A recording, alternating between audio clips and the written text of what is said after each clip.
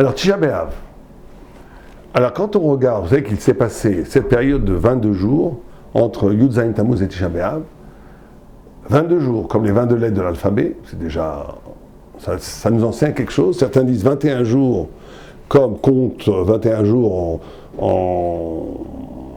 pointant en référence aux 21 jours qui est entre Rosh Hashanah et la fin de Sukkot.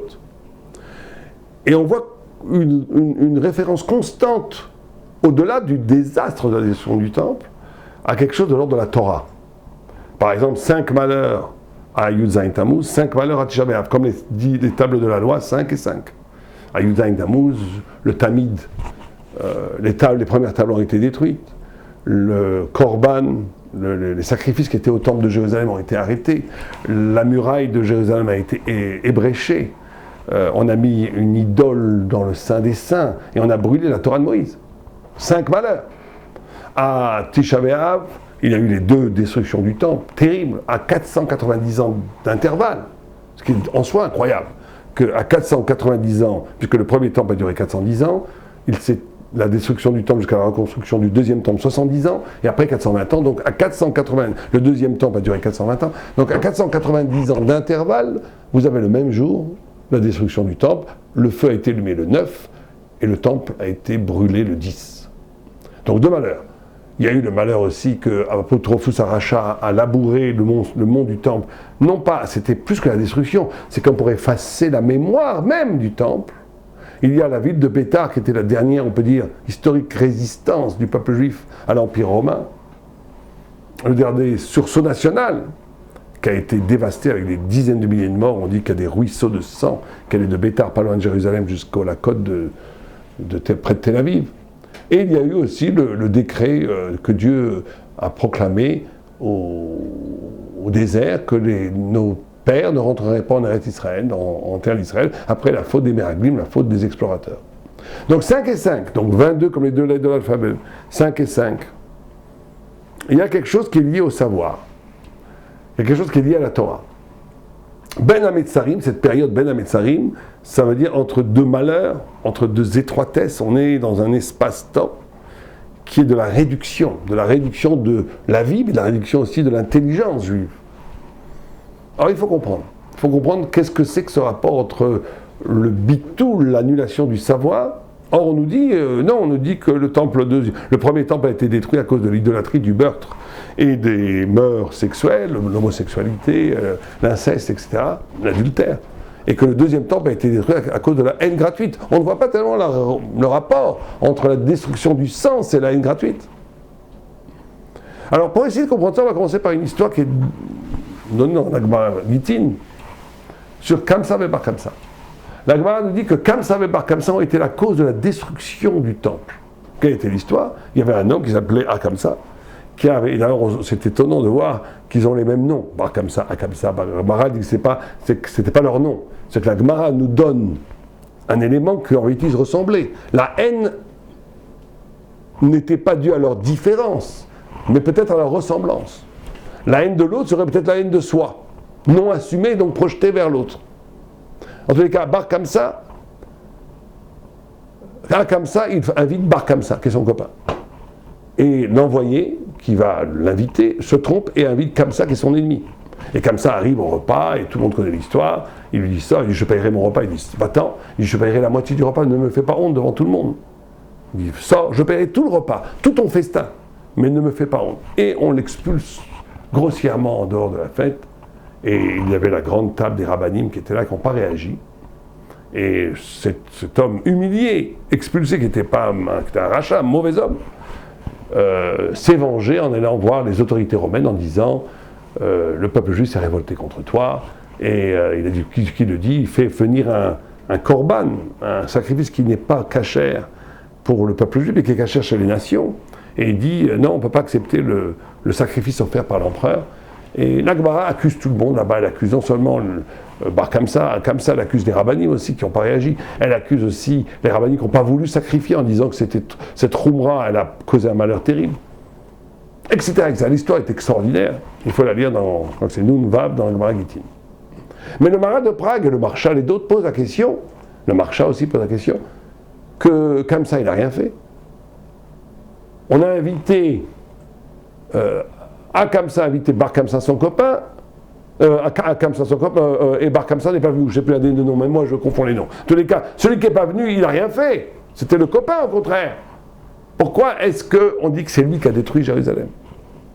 Et le Maharal donne une réponse lumineuse. Il dit parce que, effectivement, c'était un ami, mais c'était une amitié qui était liée sur le refus du tiers. Tout amour qui se bâtit dans une connivence dont la racine est la haine de l'autre, l'amour lui-même est compris comme la haine. C'est un amour au service de la haine qui devient lui-même une sorte de haine. Ce n'est pas un amour véritable, c'est un amour qui est au service de la haine de l'autre. Et aujourd'hui, on est confronté au même problème. Quand les gens font des groupes de religieux contre d'autres religieux, des groupes de laïcs contre les religieux, cet amour, ce syndicalisme de sympathie spirituelle ou intellectuelle, sur le compte de la négation de l'autre, c'est pas de l'amour, ce n'est même pas du syndicalisme, c'est de la haine. Et donc on voit ici toujours que le problème, c'est cette réduction, encore une fois, des choses vers soi-même. Alors on va essayer de comprendre. Regardez les 5 et 5, chacun, on n'a pas le temps de les faire toutes, mais on va en prendre une ou deux pour donner un exemple. C'est toujours des réductions. Les premières tables de la loi, les premières tables ont été brisées. Les deuxièmes tables n'ont pas été brisées, d'accord. Mais quelle est la différence entre les premières tables et les deuxièmes tables?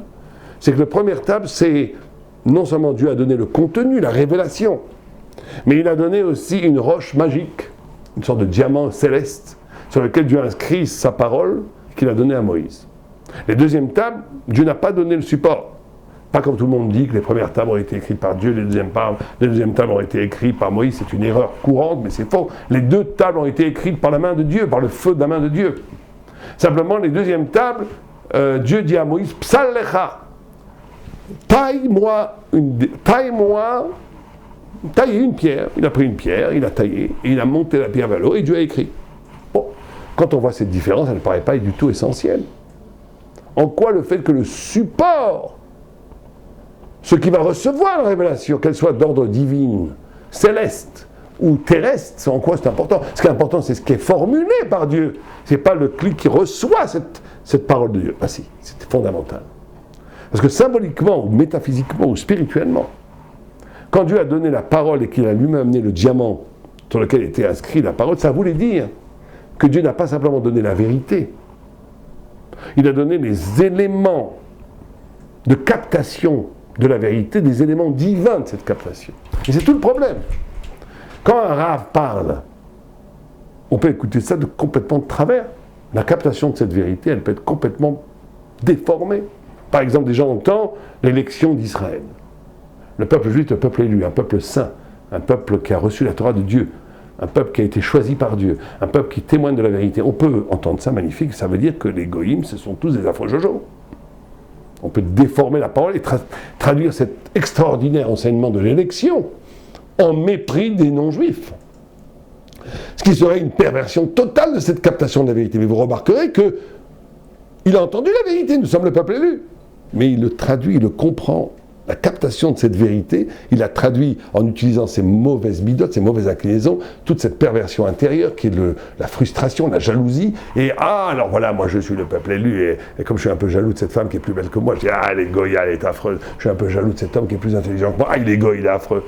Vous comprenez, il n'y a rien de pire que d'utiliser la Torah pour instrumentaliser la Torah pour assouvir sa passion de vengeance, de mesquinerie, du ressentiment. C'est une horreur. Ça ne pouvait pas se passer dans les premières tables. Les premières tables, Dieu donnait un cerveau, une capacité cognitive, un cœur, et même un corps, on était devenu éternel, divin, qui captait la Torah, qui est bichol, comme Dieu comprend la Torah. Quand ça a été brisé, les deuxièmes tables, c'est des tables qui vont être, le support c'est nous, on est pauvrement humain. Ça veut dire que plus on va hisser la table vers le haut, plus on va recevoir la vérité va être proportionnelle à ton désir de vérité. Tu désires un peu de vérité, tu auras un peu de vérité. Tu ne désires pas que la vérité, tu n'es pas intéressé par la vérité, tu n'auras aucune vérité. Tu es intéressé un peu, tu auras un peu, tu es intéressé beaucoup, beaucoup. Rabbi Akiva était tellement intéressé par la vérité, infiniment intéressé parce que le désir est infini, qu'il a même dépassé les premières tables. C'est pour ça que Moïse ne comprenait pas ce qu'il disait. Il est arrivé à une forme d'intelligence plus grande que les premières tables. Parce que la Torah que nous avons, nous, est dépendante aujourd'hui de notre désir de vérité. Mais elle est en même temps livrée à la liberté interprétative humaine. Et donc c'est en même temps une merveille, en même temps une réduction terrible. D'où le deuil. C'est en même temps un deuil et c'est en même temps une fête, cette période. C'est un deuil parce qu'on a perdu une verticalité, une possibilité de saisir la vérité au niveau divin, ça a été perdu. Mais c'est une merveille parce qu'on peut le retrouver par nous-mêmes. Et donc c'est pour ça qu'on appelle un moed, une fête, parce que quand on est séparé de Dieu, on sent l'amour, cette séparation permet l'amour. Quand quelqu'un est séparé de sa femme, 1 jour, 2 jours, 3 jours ça va, 4 jours, 5 jours, 6 jours ça va plus, une semaine c'est insupportable, 3 semaines il n'en peut plus. Pourquoi ? Il se rend compte qu'il aime sa femme quand elle n'est pas là.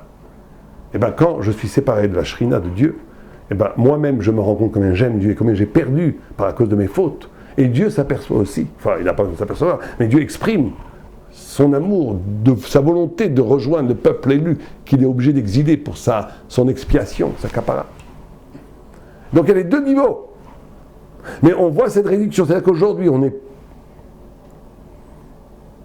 tombé dans une situation, et c'est sur ça qu'on pleure, où la vérité n'est plus évidente. Ou plutôt la vérité peut être salie, tordue par l'interprétation humaine.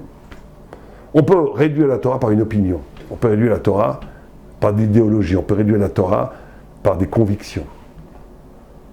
Dieu préserve, comme dit Rashi à propos des chrétiens, qui dit des Alelim et Agadot. Il dit les religions, les chrétiens sont un exemple, les religions sans la révélation sinaïque, c'est des petits dieux et des fables. Chacun se raconte des fables, chacun a besoin de se rassurer. Et donc tu projettes toutes sortes de choses dans la Torah parce que tu as besoin, tu as peur de la mort, tu inventes le monde futur. Tu te sens pas bien dans la vie, tu te donnes un sens à ta vie. Tout ça, c'est une catastrophe parce que c'est une réduction au psychologisme de la révélation. C'est ça qui a été brisé. C'est sur ça qu'on pleure. On n'a plus la verticalité, l'élégance, la grandeur des prophètes d'avant la direction du temple. Parce que, effectivement, la prophétie, le temple ramené. Le Ramban, Nachmanides dit que la prophétie et le temple étaient le lieu d'un renouvellement du Sinaï. Un renouvellement des premières tables, à un niveau moins que les premières tables, mais quand même, qui disait, ça a été brisé. Et l'exil de la pensée est phénoménal. C'est pareil pour le Tamid. Quand on te dit que le sacrifice, c'est que la permanence a disparu du monde. Avant, il y avait une permanence. Aujourd'hui, il n'y a plus de permanence. S'il n'y a plus de permanence, ça veut dire que la seule sur laquelle on peut se raccrocher, c'est la matière qui bouge tout le temps. C'est pour ça qu'on a des cultures sans pensée. On a des cultures sans cohérence. On a des cultures qui sont liées au moment de la matière. La matière est changeante. C'est comme la pâte à modeler. Il n'y a plus de permanence. On pleure sur le fait qu'il n'y a pas une évidence dans la permanence dans l'être. C'est-à-dire que la Torah, ce n'est pas une pensée dans le ciel comme Platon. Ce n'est pas une vérité dans le ciel. C'est une vérité qui s'inscrit dans l'être, dans l'existence. Le Tamid détruit, c'est qu'il n'y a plus ça. Maintenant, la Torah est au ciel. C'est une catastrophe que la Torah soit au ciel. La Torah n'est pas faite pour être au ciel. La Torah, elle est jetée sur terre pour s'incarner dans la réalité. Mais ça a été détruit. Il n'y a plus de temple. Il y a plus le Tamid, ce qui était permanent comme épiphanie divine dans la matière, a disparu. Entourer Jérusalem, brûler la Torah, mettre une idole dans le Saint des Saints. Mettre une idole dans le Saint des Saints, ça veut dire qu'on est capable aujourd'hui, au lieu de la plus grande sainteté, produire des discours qui sont proches de l'idolâtrie. Tout le monde comprend les réductions extraordinaires que ça peut être fait. Alors, on nous dit que c'est avant tout une destruction du sens. On a dit 22 lettres comme les 22 jours, 5 et 5, comme le table de la loi. Et quand on lit le livre de Echa, quand on prend le livre des Lamentations, qui a été écrit par Yermia ou par Jérémie, on voit qu'il y a combien de chapitres ? Encore une fois 5. Encore une fois, allusion à la Torah. Premier chapitre, on voit que c'est Aleph, Bet, Gimel, Dalet, le Alpha, Beta, parfait, pour te dire l'ordre, le Seder, Achochma, dit le Maharal de Prague, l'ordre du monde. Dernier chapitre, Mekboul Fulgan, Mekboul Bal, tout est mélangé. Pour te dire que c'est la destruction du sens. Deuxième, troisième, quatrième chapitre, vous avez aussi Aleph, Bet, Gimel, Dalet, mais là il se passe un changement. C'est que le P est avant le Aïn. Le P en hébreu, valeur 80, est après le Aïn. Vous avez Aïn P. Mais là, vous avez le Père en le Haïm, un inversement des pasouks, dans les 2e, 3e, 4e chapitres. Et la Gemara nous dit que de la faute des Meraglim qui s'est passée à Tisha B'Av, Lo chato ha-meraglim ela mishum shegdimu pe la'ain.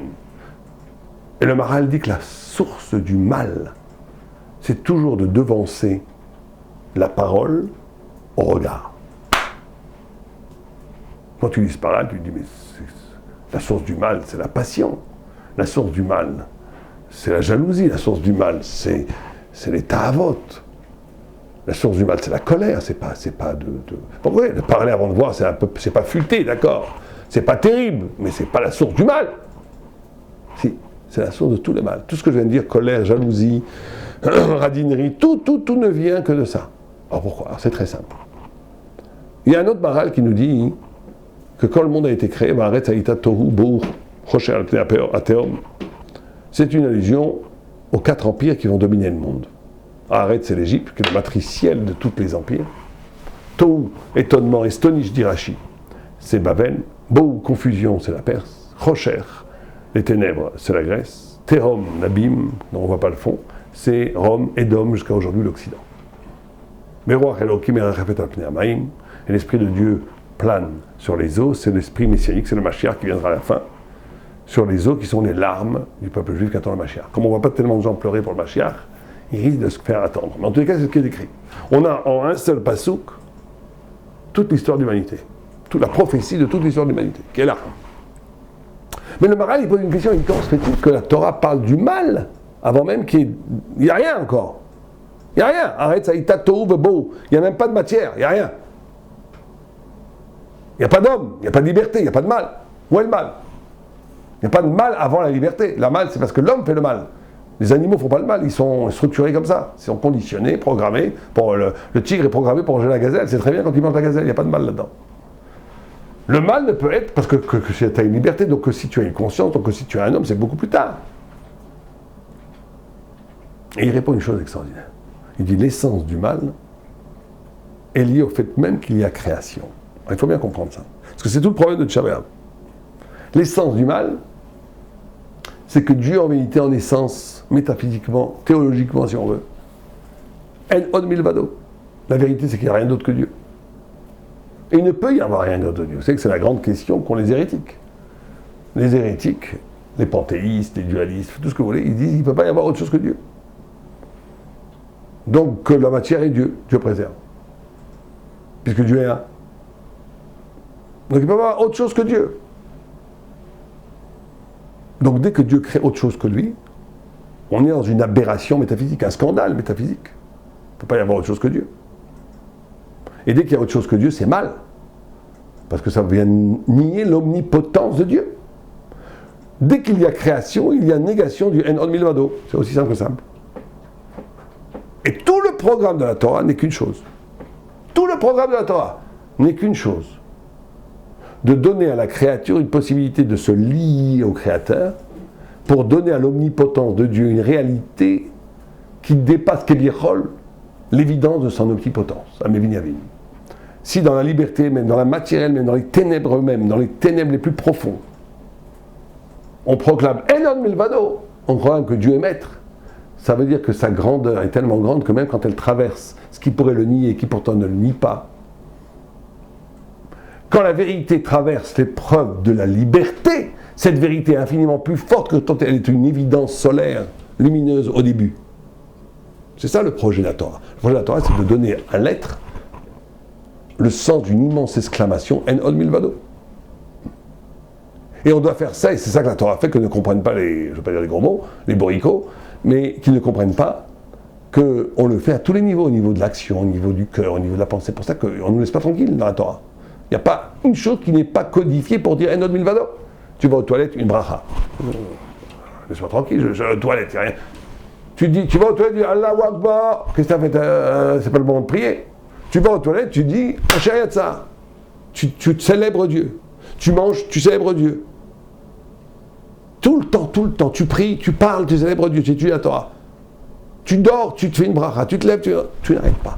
Être juif, c'est de recoller le corps, le désir, le cœur, l'émotion, la pensée, l'âme, tout de recoller à Dieu. C'est ça le programme de la Torah. Donc le mal, c'est quand quelque chose se pose comme un absolu, ou plutôt même pas comme un absolu, quand quelqu'un se pose comme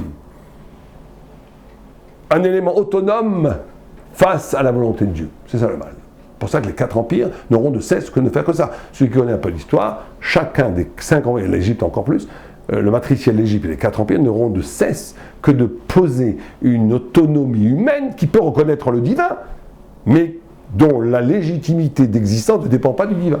C'est ce qu'on est en plein dedans dans la laïcité. Tout le monde occidental aujourd'hui n'est que sur ça, la liberté, l'autonomie humaine prime sur la vérité divine. On pourrait dire comme ça. C'est ça tout le programme politique, idéologique de la modernité. Et c'est ça le mal. Et donc, regardez comment les puzzles se construisent. On a dit quel rapport entre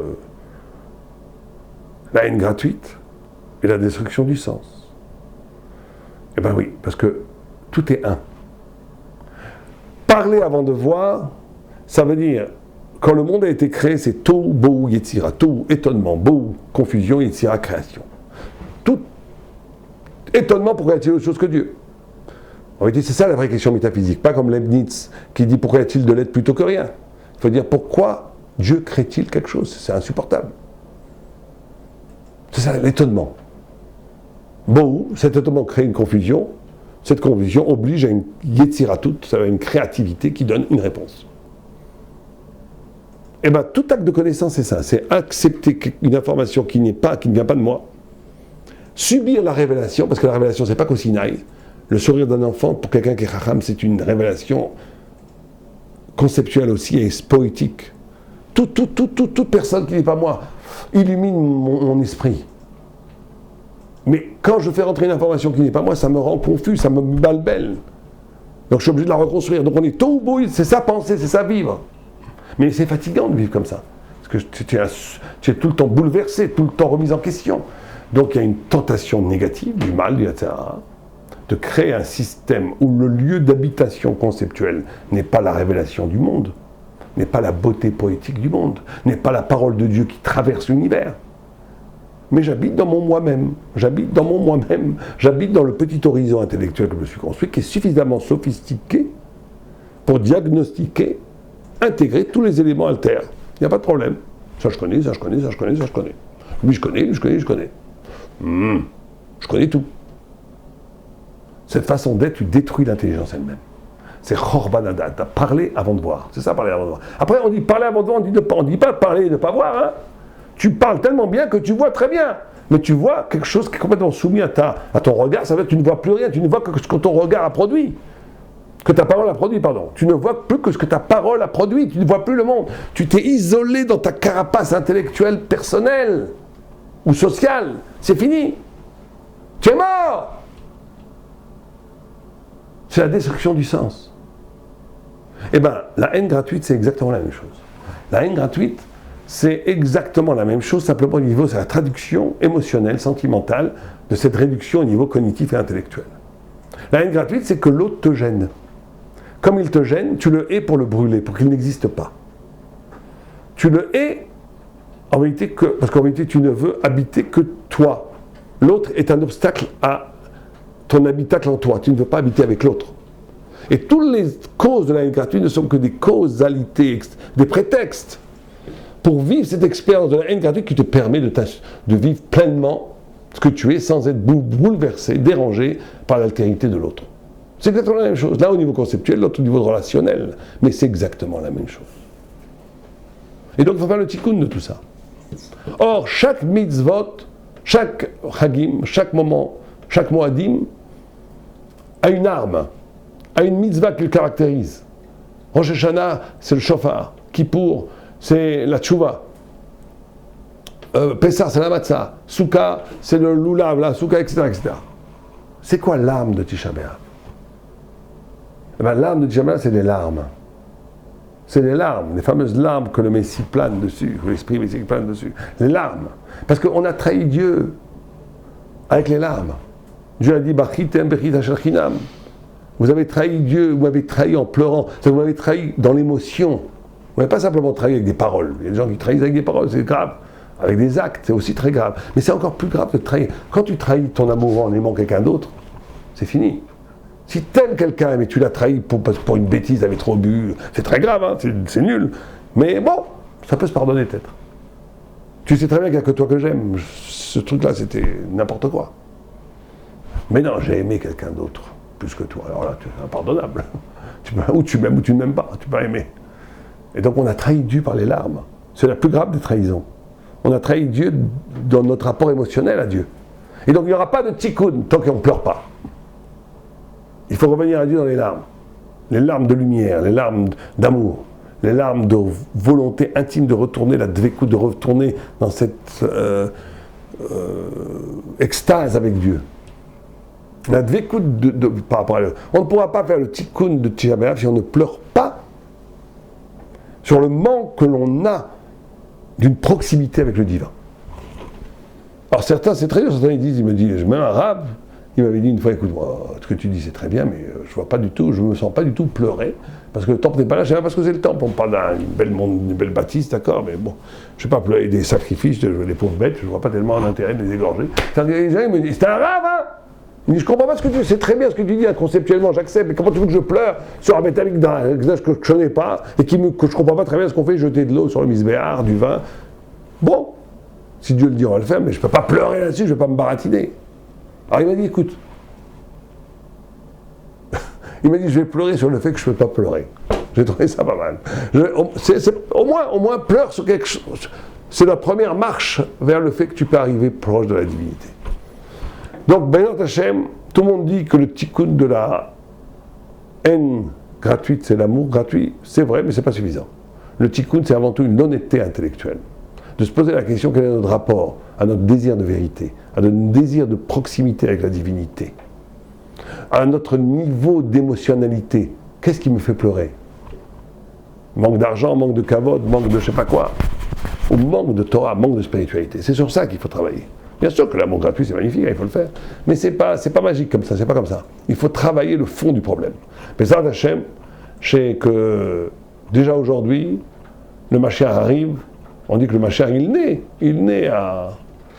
y a une naissance du Mashiach à Mincha, comme ça le Arizal dit, et certaines femmes font le ménage comme des folles, après Chatzot, c'est un minag qui n'est pas forcément Moussa Salpi Alacha, c'est qu'il faut le faire que si on a le minag, sinon il vaut mieux pas le faire, mais Alpi Kabbalah, effectivement, on dit que comme le Mashiach, il naît à Tisha B'Av, et donc il y a un niveau aussi de grande lumière ce jour-là, parce que justement dans les ténèbres de l'abandon, Dieu nous rattrape. Il faut savoir que tout ça, Dieu l'a fait, je finis juste avec ça. Dieu nous a fait ça par amour. Il y a une très belle histoire. Une fois, il y avait un grand peintre, très connu, qui avait tout réussi, mais qui disait, moi je ne suis pas vraiment arrivé au bout de mon génie. Donc j'en ai marre de la vie mondaine, je vais prendre 2 ans dans une montagne et faire le tableau du siècle. Et donc il va dans la montagne, il fait le tableau, il travaille pendant 2 ans. Oh, et là il arrive à un tableau sublimissime, le plus grand tableau de tous les temps peut-être. Et il recule, il voit, ah quel tableau, qu'est-ce que je suis, presque Pygmalion, il va tomber amoureux de son tableau. Et tout d'un coup, paf, le tableau explose. Oh, mon tableau, l'œuvre des œuvres, il explose, déchiré par une balle de chevrotine. Et il se retourne, et il voit là-bas un copain à lui qui arrive, il veut le tuer. Il dit, mais je t'ai appelé 10 fois. Il dit, qu'est-ce que t'as fait, pourquoi t'as dit? Il dit, parce que tu reculais. J'arrivais pas à t'as pas vu qu'il y a un précipice derrière de 1000 mètres. Et j'aurais encore 5 cm, tu tombais, tu mourrais. Donc j'ai dit, la seule façon, c'est de tirer sur le tableau pour te faire avancer. Et je t'ai sauvé la vie. Et bien c'est pareil. Dieu, le temple, on peut imaginer, et on l'imagine tous ça, qu'on étudie la Torah, on fait des mitzvot, Eretz Israël, Baruch Hashem, on habite en Israël, pour certains. On donne de la tzedaka. On a notre Beth Midrash qui nous protège, on a l'œuvre, voilà, on a le reflet de notre éternité. Ça va, on nous dit que les midotes, mais on sait très bien qu'on est protégé, on fait la Torah, on fait ce qu'il faut pour quand même ne pas aller en enfer et que tout va bien. Et on recule, on regarde ce qu'on fait, on dit ça va aller. Mais là tu vois pas que derrière tu as un précipice, si tu ne changes pas tes midotes. Dieu il détruit le temple, parce que le temple donnait l'illusion qu'on était Besséder, que tout allait bien. Dieu il détruit le temple pour te dire, voilà, tu n'as plus de temple maintenant. Il faut que tu te sauves toi. Il faut que le temple il rentre dans ton cœur. Il n'y a plus d'extériorité facile, de ritualiste, pour s'approcher de Dieu. Il va falloir que tu retrouves Dieu dans ton cœur, dans tes midotes, dans l'amour du prochain, dans le fait que tu casses ta colère, dans le fait que tu ne te laisses pas aller à des votes faciles, que tu résistes, que tu changes, que tu grandisses, que tu ne sois pas un bébé toute ta vie, etc., etc. Ça veut dire que on détruit le temple pour nous sauver la vie, mais on détruit le temple pour nous sauver la vie aussi, pour nous dire ne rentre pas dans l'illusion que tes œuvres sont suffisantes pour te sauver. Les œuvres ne sont pas suffisantes pour se sauver. Les mitzvot ne sont pas suffisants. Pour se sauver, il faut changer son intériorité, se purifier, se sanctifier, devenir essentiellement bon, renouer avec la fibre, l'essence divine qui est en nous, qui est une source de bonté et de grandeur. Si on ne fait pas ça, eh ben on recule et on tombe. Non, allez-nous, je dis là, d'habitude je dis allez, va, allez-nous, là je dis allez, va et allez-nous de réussir, et chas ve shalom de ne pas tomber. Amen, Kenny Ratson.